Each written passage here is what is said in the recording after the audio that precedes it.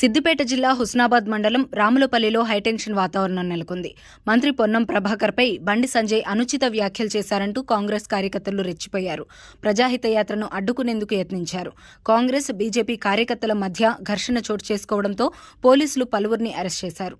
హుస్నాబాద్లో BJP ఫ్లెక్సీలను Congress కార్యకర్తలు చించివేశారు. దీంతో నియోజకవర్గంలో పోలీసులు మోహరించడంతో టెన్షన్ వాతావరణం నెలకొంది. తాను ఎవరిపైనా వ్యక్తిగత కమెంట్స్ చేయలేదని, రాజకీయ లబ్ధి కోసం కాంగ్రెస్ ప్రయత్నిస్తోందని ఆరోపించారు బండి సంజయ్. రాముడిని అంటే బరాబర్ కౌంటర్ అటాక్ చేస్తామని చెప్పారు. బండి సంజయ్ వ్యాఖ్యలపై కౌంటర్ ఇచ్చారు మంత్రి పొన్నం ప్రభాకర్. రాజకీయంగా డ్రామాలు చేస్తూ బండి సంజయ్ యాత్రను కొనసాగిస్తున్నారని మండిపడ్డారు. తాము హింసావాదులం కాదని, మాట్లాడే ముందు ఒళ్ళు దగ్గర పెట్టుకోవాలని బండికి వార్నింగ్ ఇచ్చారు మినిస్టర్ పొన్నం. ఇక్కడ ఎమ్మెల్యే ఎవరు తెలుసా అక్క? రాముని అక్షింతలు వచ్చినాయి, అందరికి వచ్చినాయా? రాముని అక్షింతలు కాబట్టి అవి రేషన్ బియ్యం అట. మీరు గుడికి పోతారట, గుడి పోతే అయ్యగారు అక్షింతలు ఇస్తాడు. అక్షింతలు ఏమన్నారా? ఇది రేషన్ బియ్యమా బాస్మతి బియ్యం అంటారా? ఈయనకు ఏం మాట్లాడుతుంది? 24 గంటలు ఈయన కేసీఆర్ కొడుకు 24 గంటల్లో తిట్టుడే, నన్ను తిట్టుడే. సాపించి మొత్తం కొట్టు నన్నే తింటారు. ఏమి నన్ను తింటారు, ఈయన ఆయన దోస్తులు ఇస్తారు. అక్షింతలు అంటే రేషన్ బియ్యం అంటాడే. అంటే నేను అన్న మరి రేషన్ బియ్యమా? అక్షింతలే ఇవి రేషన్ బియ్యమా లేకుంటే బాస్మతి బియ్యమా లేకుంటే చేసిన బియ్యమా అంటే ఈయన ఉంటుంది తెలుసా? ఆ రాముడు గాడే పుట్టిన గ్యారెంటీ ఏంది అట అంటాడు. నేనన్నా ఉక్కపోయిన, అందుకే మనం ఉక్కపోతాడు గ్యారెంటీ. రాముడు గాడే పుట్టిన గ్యారెంటీ ఏంటి అంటే నేనన్నా, మీ అమ్మకు నువ్వు పుట్టిన గ్యారెంటీ ఏంటి అని నేనన్నా. అవునా కదా? ఎవరు చెప్పిండ్రు? అక్కడ నర్సమ్మ ఏం చేస్తుందక్క? అమ్మ డెలివరీ కాగానే ఆ నర్సమ్మ వచ్చి, అక్క అమ్మ నీకు బాబు పుట్టింది అంటారు. అమ్మ నీకు బాబు పుట్టిండు అంటారు. ఎవరు ఆధారం? నర్సమ్మ ఆధారం. నా రాముకి చరిత్రనే ఆధారమే. అయ్యారు అందాల రాముడు, ఆదర్శ రాముడు, అందరి రాముడు, అయోధ్య రాముడు. వీళ్ళు అనుమానాలు ఉండగానే వీళ్ళు పుట్టారు. అనుమానంతోనే పుట్టిన వాళ్ళు. అనుమానంతో పుట్టిన కాబట్టి 60 సంవత్సరాలు దేశాన్ని పాలించి దేశాన్ని అధోగతి చేసి ఇవాళ మళ్ళా గీతికి వచ్చింది కాదు. సంజయ్ గారు రాజకీయ డ్రామాకు తిరిగి తెరలేపినాడు. నిన్న ఎన్నికల ప్రచార సభ సందర్భంగా నేను అతన్ని ఒక ప్రశ్నించిన, పార్లమెంటు సభ్యుడిగా 5 సంవత్సరాలు మీరు నియోజకవర్గం చేసిన సేవ ఏందో చెప్పి ప్రచారం కొనసాగించండి.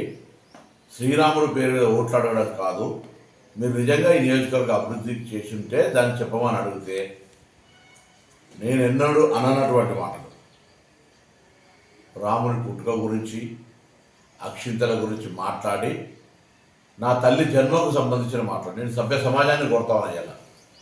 జన్మనిచ్చిన తల్లి, నా తల్లి కావచ్చు, ఇంకొకరి తల్లి కావచ్చు, రాజకీయాలు అడిగిన ప్రశ్న నియోజకవర్గ అభివృద్ధికి సంబంధించి అయితే అతను మాట్లాడిన మాట తల్లికి జన్మను గురించి మాట్లాడుతూ ఉన్నాడు.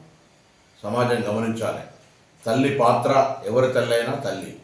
అటువంటి మాటలు మాట్లాడిన వ్యక్తి రాజకీయ డ్రామా చేస్తూ తిరిగి ఆ యాత్ర ఒక ప్రచారం రావాలనే ఆలోచనతో మళ్ళీ ఎవరు అడ్డుకుంటున్నట్టుగా ప్రచారం చేస్తారు. మేమెవరూ అడ్డుకుంటలేదు. ప్రజాస్వామ్యంలో యాత్ర చేసే హక్కున్నది. మీరు మాట్లాడిన మాటల్ని మళ్ళీ ఏమంటున్నారు? చట్టరీత్యా చర్యలు తీసుకుంటారు. ప్రజలే మనకు చట్టం, ప్రజాస్వామ్యమే మనకు చట్టం. ఈ ప్రజల ముందు నేను అడుగుతా ఉన్న, అమ్మ ప్రతి బిడ్డకు జన్మనిచ్చుంటారు ఒక తల్లి.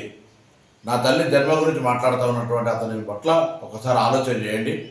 ఇది ఏమాత్రం రాజకీయాల సబబు ఈ విధంగా మాట్లాడడం.